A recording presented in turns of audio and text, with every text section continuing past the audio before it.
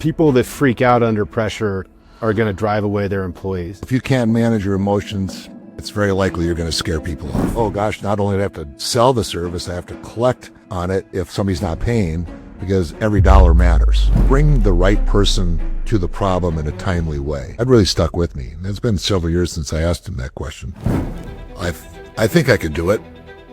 Things have worked out for me in the past. I've had some challenges, but I think I can change. The jungle is a metaphor for being in a business situation with other people as partners that can have real jungle-like attributes.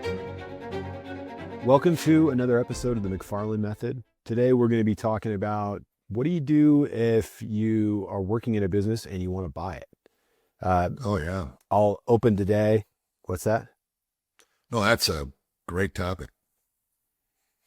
Well, so last night I took my dog to the veterinarian's office because he was due for shots, and got to talking with the vet. Turns out Finnegan has a lot of other health issues that are being persistent.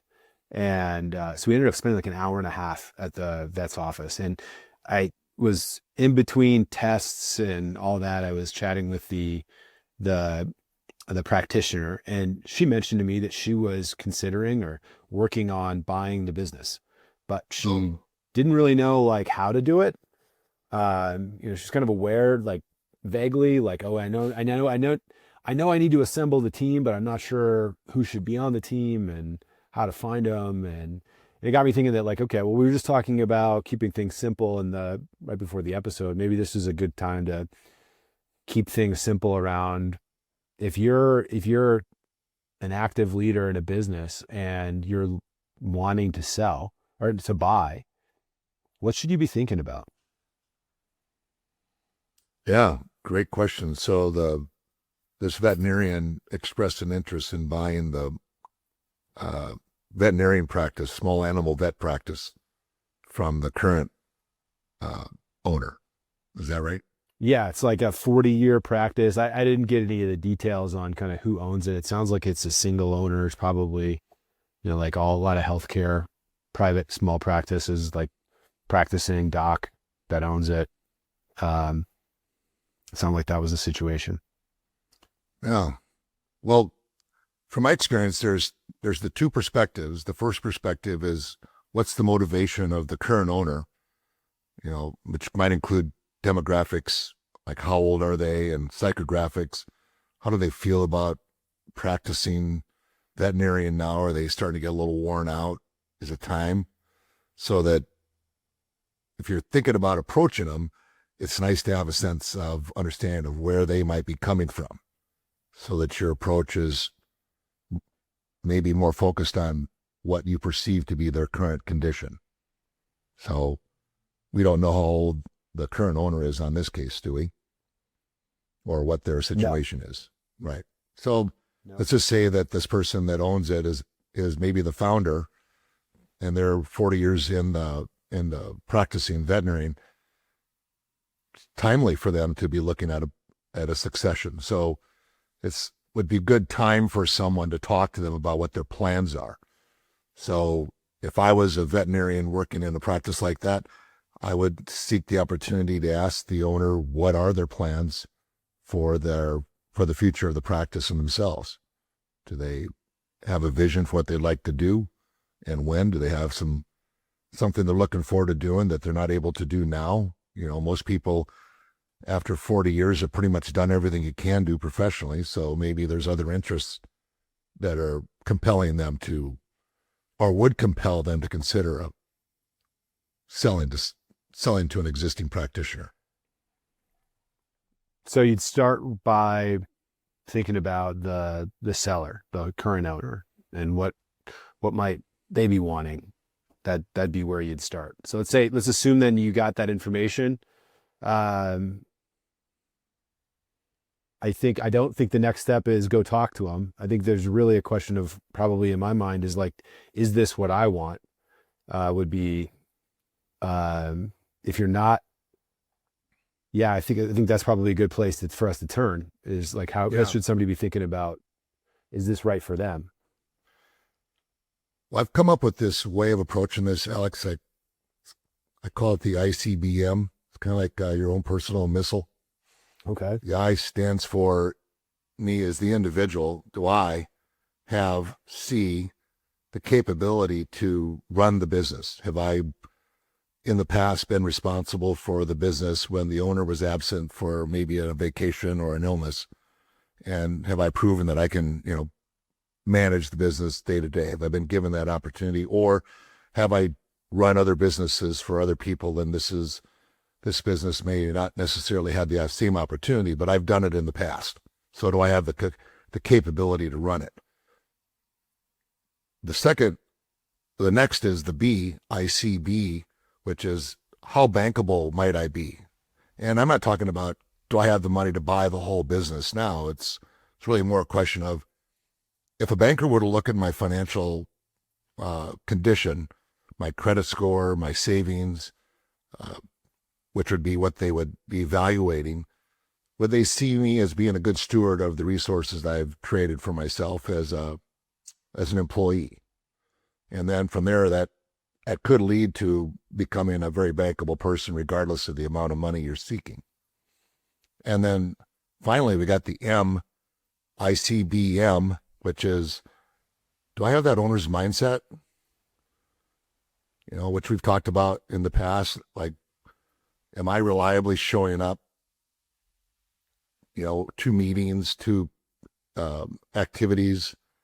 Am I taking initiative when the opportunity presents itself? Am I supporting teammates outside my responsibility? Do I communicate or show respect for others, letting them know what's going on? And am I a person that can be, relied on not to overreact, blow up in that? So if I go through my assessment, do I have the capability to run it? Have I demonstrated it? Am I bankable to any degree? Not maybe for the full value, but to any degree. And then have I behaved like an owner's mindset, so that when I do approach the owner, they're reflecting on what they've seen, which is primarily 1 and 3, which is capability and mindset. The bankability piece, typically the owner's ignorant to how bankable their potential successor could be. That's something they find out once they get into the discussion. So I think about I'll recap that then just from memory. So you've got, am I capable of running the business? Am I running it right now? To what extent am I running it right now? How bankable am I? So what is how likely is a banker to lend me any amount of money? I think is there. And then the last piece was mindset.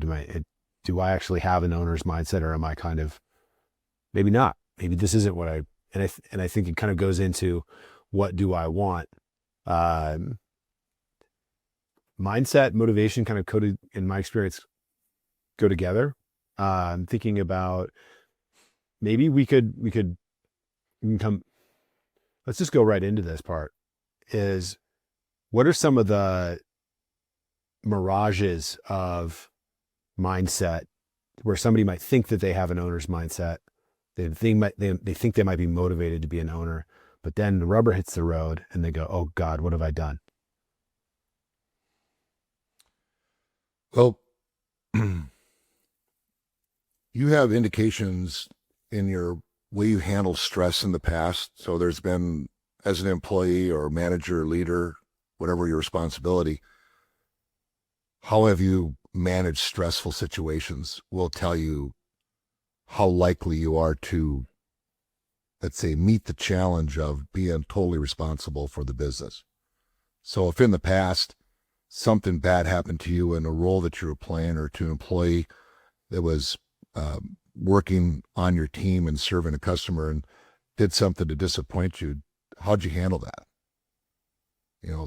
Tends to be the ones who aren't able to handle those minor uncomfortable challenges have a hard time assuming the mantle responsibility of being the owner and having full responsibility for the organizational success. So that mirage would be, I think I could do it. Things have worked out for me in the past. I've had some challenges, but I think I can change. And it hasn't been my experience that The best time to change your behavior is when you're under so much stress of the stress that comes with debt, which normally when you buy into a business, you are incurring debt, and that debt does adversely affect you. So you've got, I think you just put that simply, put that in plain people English. Like the reality is probably the amount of pressure that people are under, they underestimate the amount of pressure that they're going to be under to service the debt. Yes. And if they're already behaving in a way that makes them think that they're going to need to change, then they probably they're unlikely to succeed in that change under the pressure of the debt. Is that right? That would be my experience, is that they would behave in such a way that they would perhaps scare off talent in the organization because of the way they responded to the pressure.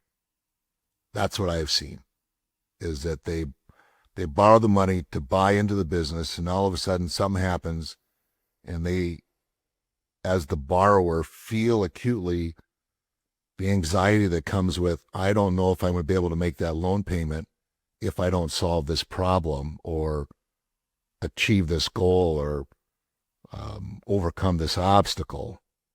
And now my behavior changes, and I make people around me anxious, uncertain, fearful, and talent tends to flee uncertainty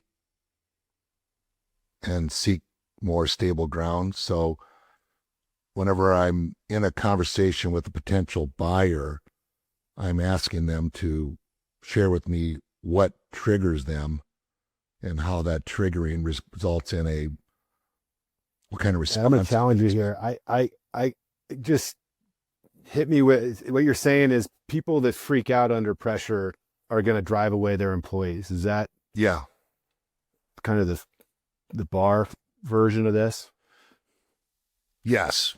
So if you can't manage your emotions, then it's very likely you're going to scare people off. And if you scare people off, then you're not going to be able to service the debt, and then the bank's going to take the business and sell it. Something like that. Some version of, yeah. So this really is like a this is real pressure, and there's typically like personal guarantees associated with this too. So I think the key thing is that if you're the kind of person that's not already handling pressure well, in a way that, and well being defined as in a way that draws your team closer to you and to the goals, then adding the dynamic of the debt service or the pressure of the debt service on there is unlikely to spark the change that's going to, I guess, let me just going back to putting it plainly, the debt service pressure is likely to cause you to do things that are going to freak people out and leave. Yes. Yeah, I got a little convoluted there, but I think that's... No, it's either A, you're going to behave in a way that makes people feel unsafe or they can't predict what you're going to do, or B, you're going to internalize it and make yourself sick, which is the alternative. Okay. So I would say that the more effective you are at handling pressure, the more likely you are to succeed during that high test period of debt service. Okay. All right. So that's mindset. The capability thing, like being the operations manager for the business, is not 1-to-1 equal to being the owner of the business. In what ways does a senior leader's role typically differ from the actual owner itself? Like that seems like they're probably close, but not quite the same. Yeah, good question. So how does a senior leader, their role and responsibility compare to an owner, like the single owner? And it has to do with the scope of the field they have to see. So an owner needs to be able to see the entire field, which involves finance, sales, operations, people, and head of operations is primarily responsible for delivering the service or the good in a timely manner, on schedule and scope, and based on the price that was promised. The most common gap that exists for successors who have been, let's say, line or division leaders tends to be, do I understand how we acquire business, meaning selling, and do I understand how we collect and manage the money that we need in order for us to make payroll and pay the payables and ideally have enough money after all those two to make a principal and interest payment to the bank. So working capital and cash flow are usually the biggest are gaps. So sales and marketing and working capital and cash flow tend to be the two areas I see. So if somebody comes in with finance experience, hallelujah, if they've been running operations, so you don't have to learn that. But in the majority of the management buyouts that we've facilitated, there's been a gap that existed in the successor, either on how do we acquire clients or how do we manage the money. So sales and marketing on one side, this typically falls outside the experience or the capability, and managing the money. And managing the money is where, I guess, where do we start there? Like, what does that look like? What kinds of challenges is the owner probably after 40 years gotten pretty solid on that might be surprising to a new owner, to a successor owner? Well, going back to this stressful triggering event, borrowing money, the 40-year owner probably hasn't borrowed any money for a long time, is paying all the bills out of profits that they've earned in the past and have left in the company to manage their working capital. The successor now is borrowing money to make payables current and make payroll, so the employees show up, and then they have to go out and get paid, so they have to go out and collect money. So there's a whole new cycle of responsibility of like, oh gosh, not only do I have to sell the service, I have to collect on it if somebody's not paying, because every dollar matters when you're going through that transition of one owner to another. You got one owner, the current owner, the person who sold or is selling, they don't worry as much about cash flow because they've got plenty of cash in an account in the bank and for the company to manage its day to day, and they've figured it all out. They get comfortable with the goings on of the cash flow. The buyer has to become like a rocket surgeon, if you will, on how do we tweak the collectibles and get paid on time and price products and services so that we are meeting a margin necessary in order for me to make that principal payment to the bank. Yeah, so that I think that kind of ties in then to the I don't know what the A versus B on this is. I'm thinking to people-driven businesses and systems-driven businesses from the E-Myth, but part of it is there's going to be all this skill development that's going to need to be done under pressure, 40 years versus, hey, I got like quarter one payments due. Well, what we would try and get the successor into a rhythm with the owner on understanding the financial activities of the business prior to the change of control. So in the McFarland method, we have that, sell some now, pay it off, sell some later, pay it off, and then sell the final amount at the end. And that way the buyers kind of working their way into risk. Starts off with a little risk, buy 20, 25%, learn how the business works alongside the current owner.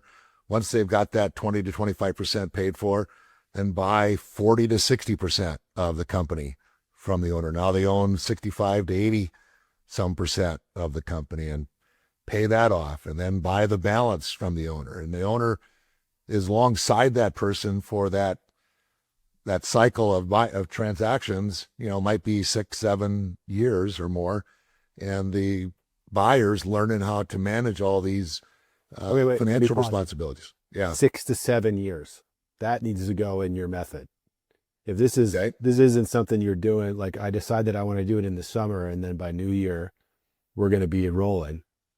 This is a half decade or more of deliberate work to do this. That seems like you kind of buried the lead. Yeah, you're right. Time is the essential ingredient in a management buyout where the seller gets paid cash for the business value. And most business owners would prefer to be paid in cash as opposed to be paid in over time through a note. So this is the bankable, the McFarland method bankable purchase of the business that you work for. Start the clock, and Start the clock. Yeah. yeah. Because it So takes time. well, it's just, I think what it sounds like is there's a lot of people out there that are talking about how easy it is to buy businesses and to get owner finance, to buy, Cody Sanchez is out there talking about buying owner finance businesses, and she's very good at marketing that approach. But I think based on if somebody listened to this, and they would probably go, wait, the deck's already stacked against me. If I'm currently a leader in the business, I'm going to walk into a business that I'm not acquainted with. I'm going to do this deal, and I'd have no rapport with the owner. It just seems like, to an outsider, I don't deal with this every day, right? This is your world. This seems like a massively complex and high risk transition. And it seems like it's going to take a long time. It's going to be a lot of pressure and a lot of risk. So I go back to your question of what do I want, right? Do I want all that? Or do I want to maybe attempt to serve other people? Am I doing this because this is really what I want? Or am I doing this because I think it's the right thing to do? Or I'm trying to do the right thing by other people? And I think that if an skilled operator looked at that question, I think a lot of them would probably go, you know what? Maybe I don't really want to deal with this.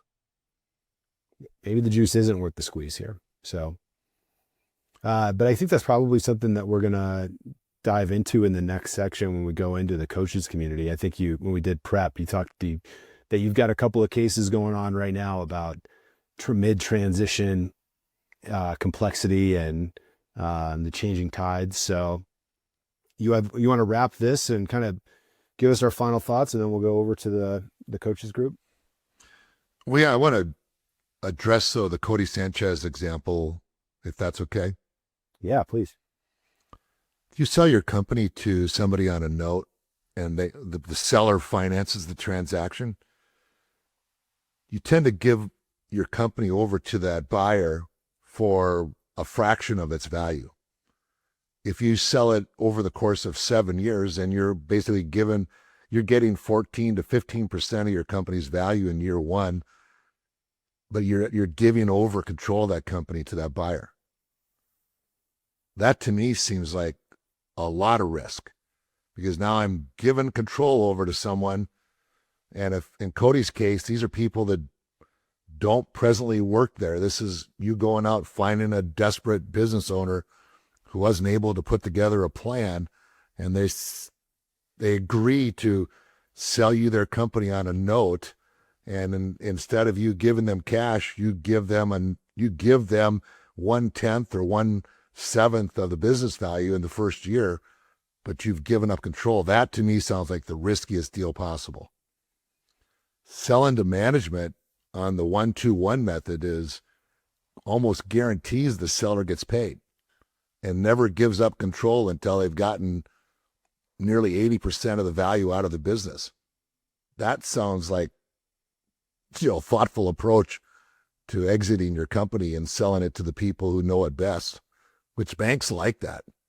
Banks like the buyer knowing the business a lot better. That's why the banks aren't financing a lot of these deals where the buyer doesn't know the business, because they're not sure they can run it. So the seller has to finance it. So yeah, that would be my perspective on that, is that if you want to sell to insiders, the 1-2-1 does it for you really well and helps you get paid in cash using bank financing. Yeah, so that I think that 1-2-1, we could kind of come back to that. You teased that. I think the easy way, I think I'm gonna, on behalf of the audience, I'm gonna ask you to use round even numbers that are probably not as accurate, but are more palatable or like kind of simpler for us that for these numbers are new to. So you sell a quarter of the company, then they pay that off. You sell them half of it, another 50%. 2 quarters. Now you've got 3 quarters that you sold. You still got holding on to a quarter, and then at the end you sell that last bit. Right. Is that okay? Yeah. No, And it's been my experience that that's a bankable structure. that the banks are willing to underwrite that. Mm-hmm. Yeah. Okay. Well, let's wrap it there. So I appreciate you sharing that perspective. I think it's a tough question to answer. Is this what I want? So, but I think we were able to raise some interesting thoughts. I think we barely scratched the surface on this topic in terms of all the different angles. We didn't talk about professional services relationships. We didn't talk about sales, and we just said that it's an issue. We talked about the financing. I think that anybody that's had to make payroll knows that can be a more complicated thing than just, boy, I don't have enough money this week. Like, how making payroll then becomes, how do I go get that money? So anyway, I think that's a lot of rich stuff for us to cover. And I think we're kind of dive a little bit deeper into some of this in the coaching segment. So if you're a coach that's working with somebody who's thinking about buying a business, these are the kinds of conversations that we're having in the McFarland Method coaching community. Byron's going to walk through some specific cases in the group. So if you're a member or interested in becoming one, find us on LinkedIn at the McFarland Method, and let's make that transition.